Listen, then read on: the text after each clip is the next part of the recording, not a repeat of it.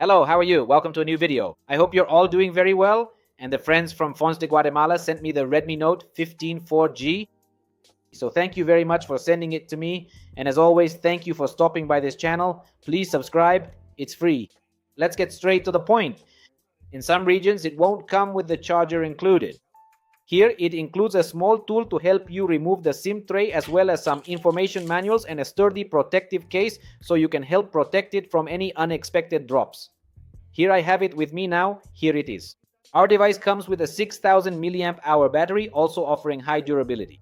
As for its glass and back panel, we also have IP64 resistance against water splashes and dust. Don't submerge it, please. 108 megapixels. With its main camera, we also have a MediaTek Helio G100 Ultra processor, the old reliable. We also have a 6.77-inch screen. Thank you. Curved AMOLED with full HD plus resolution at 120 Hz refresh rate. And here is our third device. This is the matte black color, and then there's this one which is kind of purple, and we also have this one which is blue. Tell me in the comments which is your favorite color. Honestly, I like this one. Next, we also have here a 33-watt charger and its USB Type-C cable. Before talking about its features and specifications, let's take a look at its SIM tray.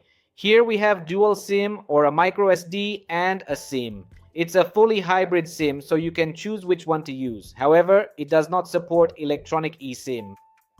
The design of the device, honestly, is quite similar to the previous generation, and here it maintains a thickness of 7.9 millimeters. The back is completely curved, looking really nice. We also have here a camera module that doesn't stick out much from the device. It has dual speakers, and we also have an infrared sensor to control the TV. Right here we have a microphone, and down here another microphone, so we have dual speakers and dual microphones. We have a USB Type-C port over here. The volume up and down buttons, along with the power button, are in an excellent location. It's curved all around here, which I really love the way it looks. And as you know, we're always looking at its screen. So what do you say if we get to know it? Look, as I mentioned at the very beginning, here we have a fully curved screen with edges that look really cool and modern, with virtually no bezels, whether at the corners, the bottom, or the sides. We have excellent resolution, full HD+, which ensures sharp and vibrant visuals. And of course, it also supports up to 120 Hz refresh rate for that smoothness we need. As for scrolling, we also have a maximum brightness here of up to 3200 nits. Wow, that's some amazing brightness, folks. However, all the models I've been testing have that same brightness level, which is actually quite high. And that gives us the confidence of power. You can even see it extremely clearly and very easily under direct sunlight with no difficulty at all, which is really great. This device, as you may have noticed, doesn't mention having screen protection, so you'll need to protect it yourself. But still, it maintains excellent resolution, as we mentioned before. But look at how the content is displayed here on YouTube. When you want to watch your movies, series, or soap operas, you can definitely get up to 2K resolution here on YouTube, even without HDR10 Plus support. But look at how it looks. It actually looks pretty good. Look at how the lake looks here too. Let's turn the volume all the way up here because we have up to 300% more volume. This gives us the confidence to listen to music, movies, or soap operas. Let's do a test next.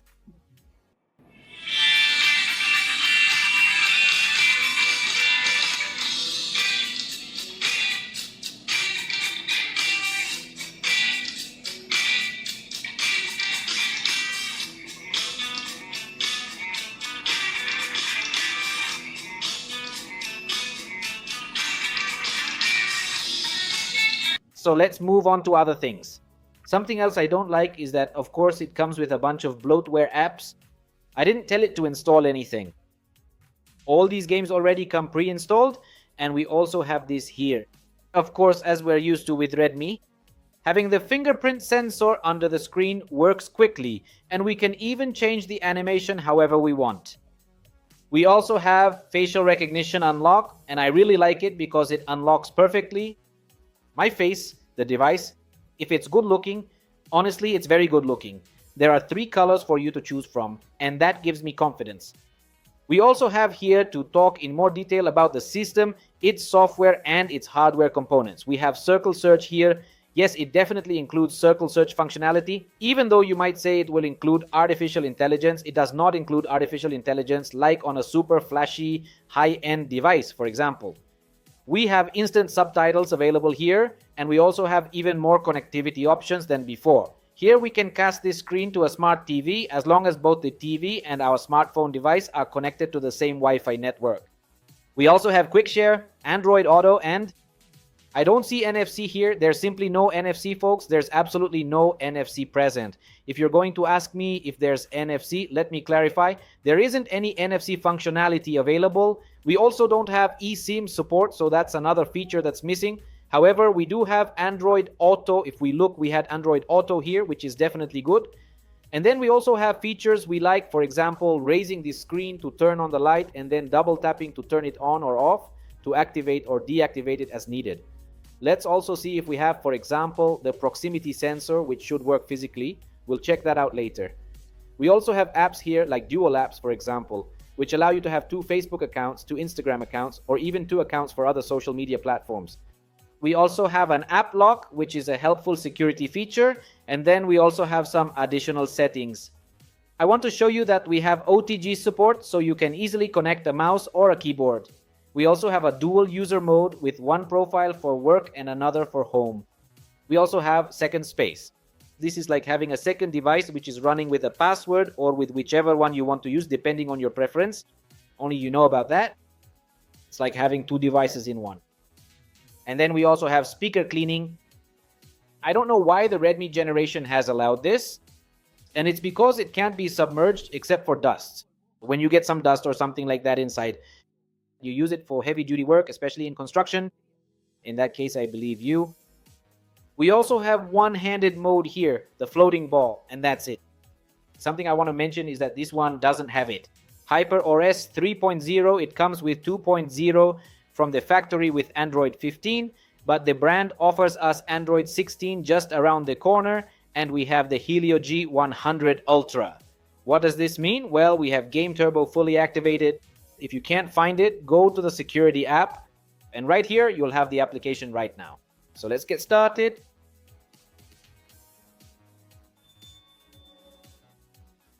Every time I do this, it gets wet, guys. It gets wet. These are the junk apps that I didn't tell it to install. There you go, guys. And just so you get an idea, I have Call of Duty Mobile open, and here we have Game Turbo. Turbo is fully active, where we're going to have features like, for example, performance boost. Here it doesn't give us that. It only gives us the option to optimize, but it's going to close everything for me. And we also have here a Wi-Fi boost. We also have a voice changer available here, which allows you to sound like a girl, a woman, a cartoon character, a robot, or a man. Also, regarding the graphics that Call of Duty Mobile offers us and this processor, which we had already seen before, this is how it presents itself, guys. Thank you very much. How will we see the performance test later on? So subscribe because we'll test it. I don't know if for 2 or 3 hours. It's going to take us a while, and that's where we'll see just how powerful are those 6000 milliamp hours that this device has. We're also going to check something, and I mentioned it before. Let's see if it has a proximity sensor. Call the fire department because the rage, guys, the rage. It doesn't have a proximity sensor. So far, out of all the Redmi 15 series I have tested, none of them have it. Proximity sensor. I'm missing one model to test. Next. Here we also have comprehensive support for running dual apps with a mini screen running at the same time, making this a multitasking experience overall. For example, making a call, watching a video on YouTube. It's really great. So what do you think if we check out its cameras now? Let's see what it has to offer. Up next, here we have the main camera, 108 megapixels with artificial intelligence. This large sensor will allow us to take high quality photos and videos. We also have a second sensor, which is actually an auxiliary one. And yes, it's either 2 megapixels or maybe 3 megapixels. I honestly don't know for sure, folks. But this particular sensor is used for portrait mode photos, which, by the way, look really nice and quite impressive. We also have this other sensor here, which is simply decorative and doesn't serve a functional purpose. And this one right here is a single tone flash. Meanwhile, the selfie camera is 20 megapixels, which is great for high-resolution selfies. Now let's take a look at the camera software. We have Ultra HD, which lets you take a high-quality photo at 108 megapixels. For video recording, the maximum quality is 1080p at 60 frames per second. There's also teleprompter support. For the selfie camera, we also have 1080p at 30 frames per second, nothing more. Thank you. There's also teleprompter support. As for photography, here we have 0.8, which is the ultra wide angle. We also have photos here, as it says, dynamic shot. Meanwhile, on the rear camera, it doesn't offer us an ultra wide angle mode. We also have dynamic shot. We also have automatic HDR, watermark, and a timer. And it allows up to 20 times digital zoom, while for video recording, it goes up to 6 times. As for portrait mode, here it doesn't offer the HD option we've seen in some other models of this same series. This is the entry-level model, as they call it. And if we swipe up, we'll see document, slow motion, time-lapse, and panorama modes. We have to download the settings. Then we have Pro mode, which lets us adjust the interval, ISO, white balance. We can take large photos at 108 megapixels and also at 12 megapixels. I took some photos because this is an unboxing, not a review, since we're going to take it out for a spin. And we analyzed its selfie camera. Look, here we have good performance. What I'm seeing is that there really is excellent color, although in the background you can tell the resolution isn't great. You can see this for yourselves even here in real time. Real. The second photo will be in portrait mode. You can also see it still needs some polishing there, but it's fine, folks. It's adjustable. Then also, we can see in our hair that it kind of missed the trim there. But it's possible, folks. I really like the performance it's delivered. Then, this photo where it captures the fingers. We have excellent color. I can even see it here. Although my hair looks kind of weird, honestly. But yeah. Then this photo is in normal mode. Whoa! Here we do have a good result. Good performance. I'm all dressed up and ready to go. And that's fine, folks. Then this photo, I really loved it too. In the background, you can see the little Redmi Note 15 box. It looks really good, honestly. Then another one, this time holding up the box of the same device. And yes, it looks really good. I really like how it turned out. And we also have portrait mode. There are some parts where it didn't do the cutout. Portrait mode still needs improvement, honestly. Then here too, it did a cutout more or less around the box, but there's a spot where it didn't do the cutout. The rear camera is fine, considering it's 108 megapixels and there's excellent quality when it comes to photography, but from a distance, it seems like it still needs better resolution. Even though the photo or the mobile device is close to the phone, I'm focusing on the same device. That said, the PDF autofocus works perfectly. There's no issue where it wouldn't work. Here I lifted the box of the same device and we have excellent color. Here we have another photo of the same device and yes, it did quite well. Meanwhile, for video recording, here we have 1080 at 60 frames per second, which is high quality for the rear camera. We have pretty good autofocus. I'll pick up the device and yes, we have pretty good autofocus. Yes, we already saw a previous model that didn't have powerful autofocus. However, this one does. This one is working quite well. I think that's what it's about.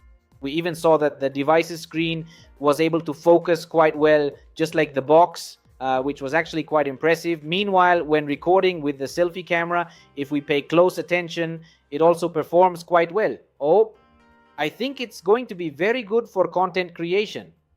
Just like with the main device, and look at how it frames the shot, that is, it does this automatically to achieve a better dynamic range and a good tone when you bring the device closer. This is a plus. Well, with everything I've shown you, would you be interested in trying it out? If you're in Guatemala, it's available at Fons, and if you're in another country, just wait. These entry-level models will be arriving very soon. Yes, maybe I went on a bit long in the video, but we wanted to talk about what it has and what it doesn't have. And this is an unboxing. We're going to do a performance test to put the processor it comes with to the test. If it's a Helio, then all the way. And we'll also do a performance test. How about it? Does it work? And photos and videos in night mode, so subscribe. See you in the next video, everyone. Sorry if things got a little out of hand. Bye-bye. Thank you for watching. Subscribe. Take care.